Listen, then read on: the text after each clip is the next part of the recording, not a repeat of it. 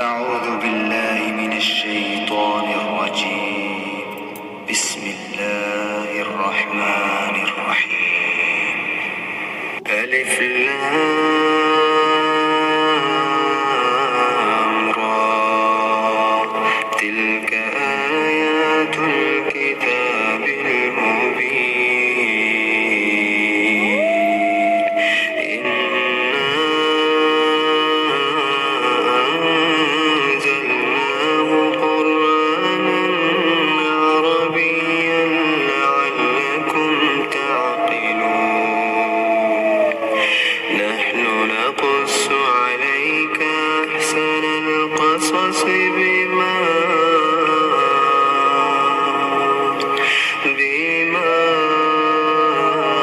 أوحينا إليك هذا القرآن، وإن كنت من قبله لمن الغافلين. إذ قال يوسف لأبيه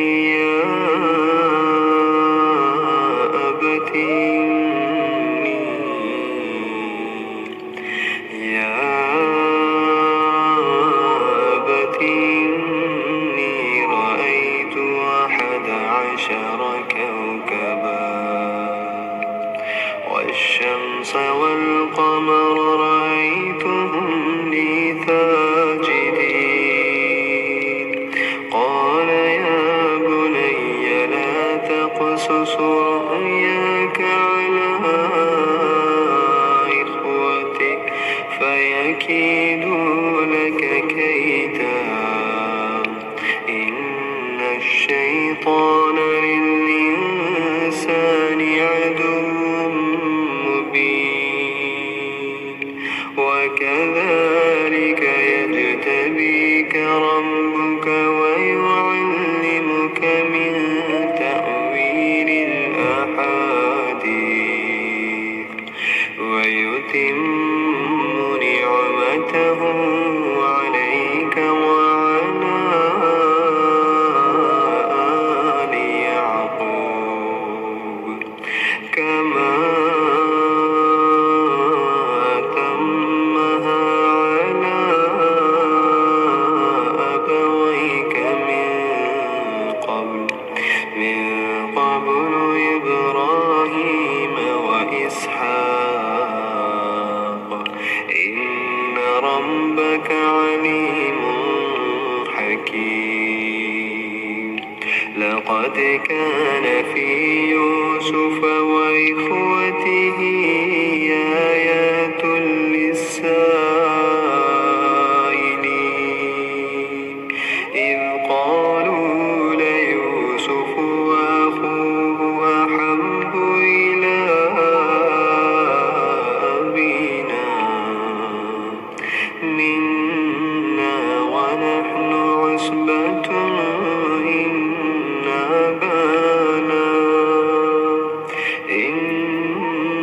أبانا لفي ضلال مبين.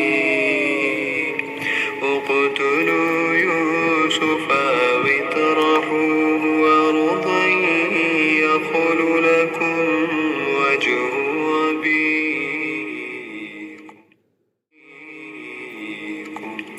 وتكونوا من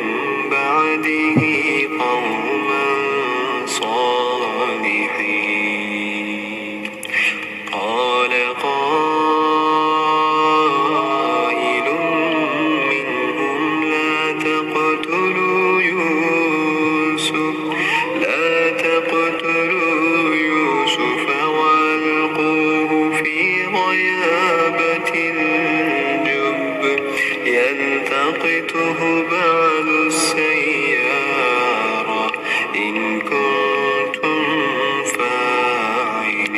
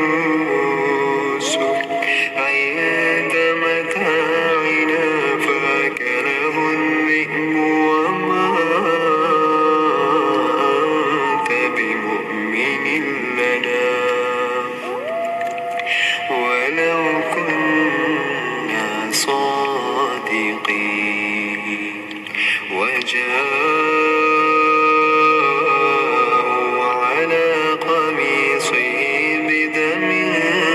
كذب قال بل سولت لكم أنفسكم أمرا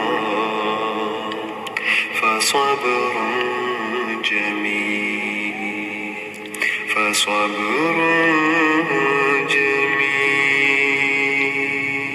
والله المستعان على ما تصفون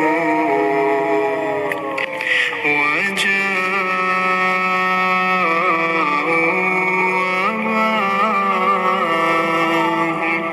أباهم عشاء يبكون قالوا يا أبانا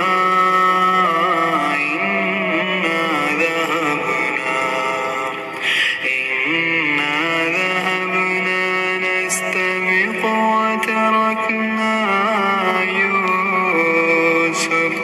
يوسف عند متاعنا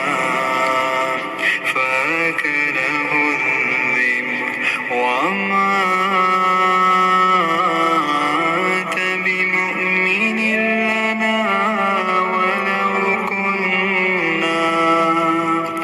ولو كنا صادقين وجاءوا على قميصه بدم كذب قال بل سولت لكم أنفسكم أمرا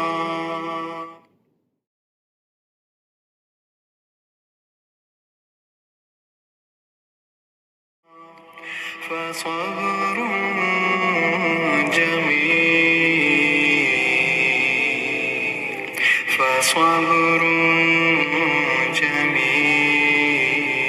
جميل والله المستعان على ما تصفون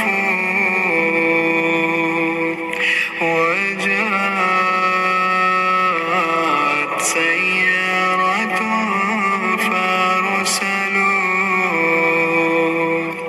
فأرسلوا واردهم فأدلى دلوه قال يا بشرى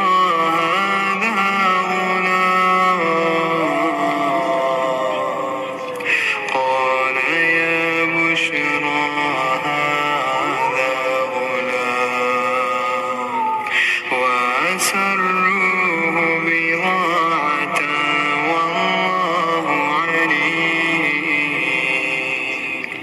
والله عليم بما يعملون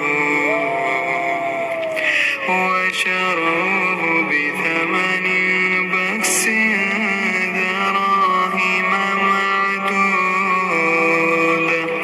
وكانوا فيه من الزاهدين وقال الذي اشتراه من مصر لامرأته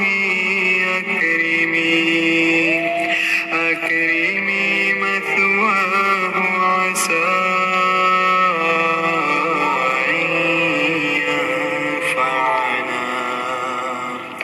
أن ينفعنا أو نتخذه ولدا وكذلك مكنا ليوسف في الأرض ولنعلمه من تأويل الأحاديث والله غالب على أمره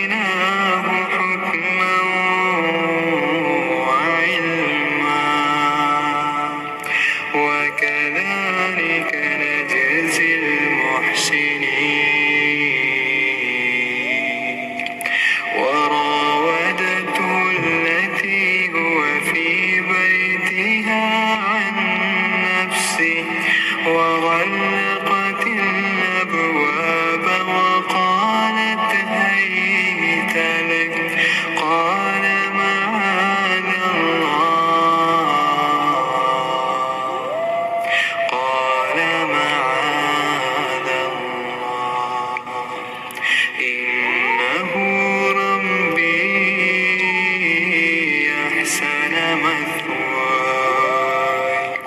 إنه لا يفلح الظالمون ولقد همت به وهم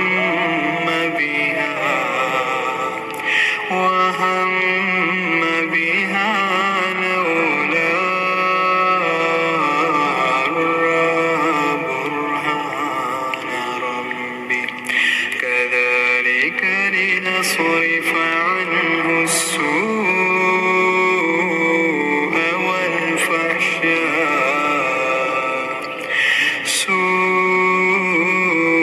والفحشاء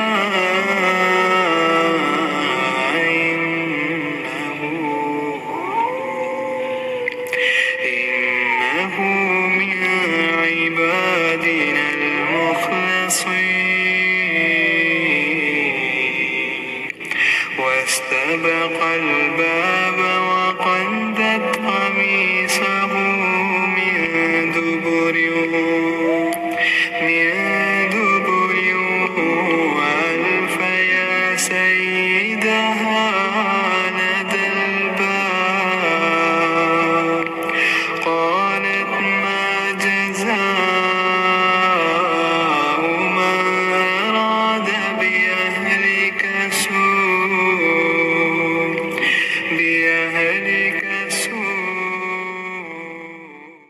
إلا أن يسجن أو عذاب أليم قال هي راودتني عن نفسي وشهد شاهد من أهلها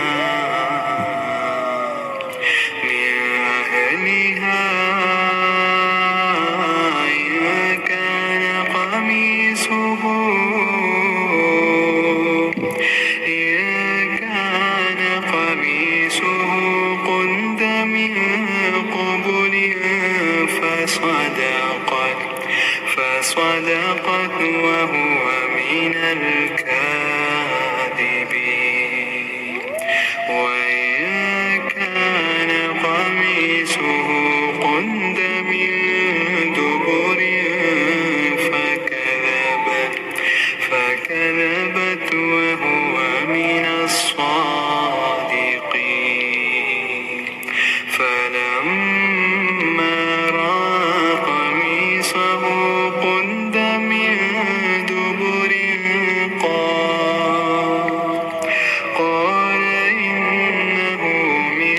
كيدكن إن كيدكن عظيم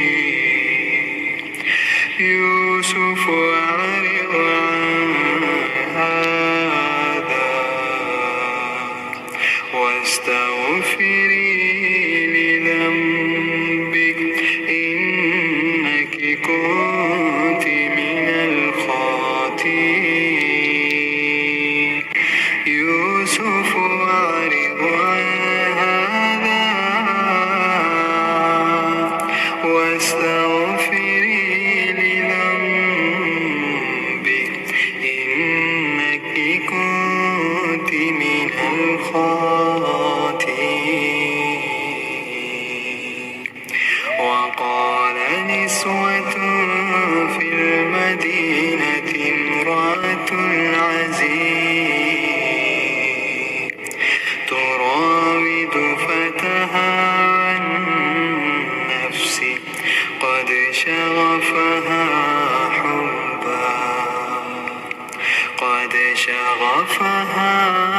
حبا إنا لنراها في ضلال مبين فلما سمعت بمكرهن أرسلت إليهن وأعتدت لهن متكئا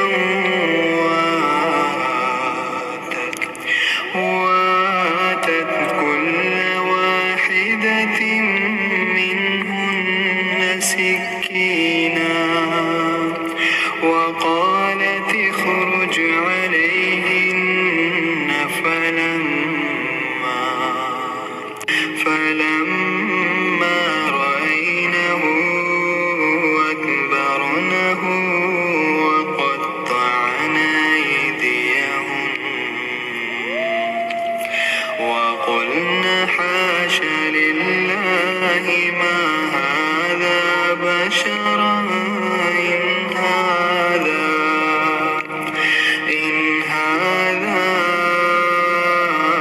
إلا ملك كريم قالت فذلكن الذي لمتنني فيه ولقد راودته عن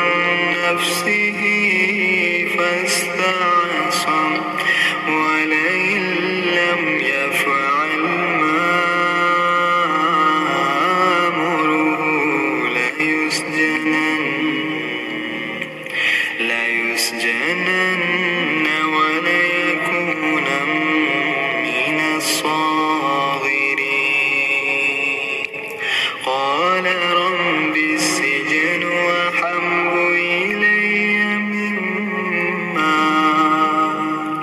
مما يدعونني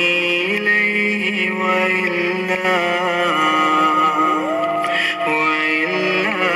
تصرف عني كيدهن أصب إليهن وأكن من الجاهلين. ये trading strategies सारी trading strategies का बाप है। ये सारे सेगमेंट्स, सारे टाइम फ्रेम्स और सारे टाइप की मार्केट कंडीशंस में इजीली एग्जीक्यूट होती है और من الجاهلين فاستجاب له ربه فصرف عنه كيدهن إنه هو السميع العليم ثم بدا لهم من بعد ما رأوا الآيات ليسجننه حتى حين ودخل معه السجن فتيان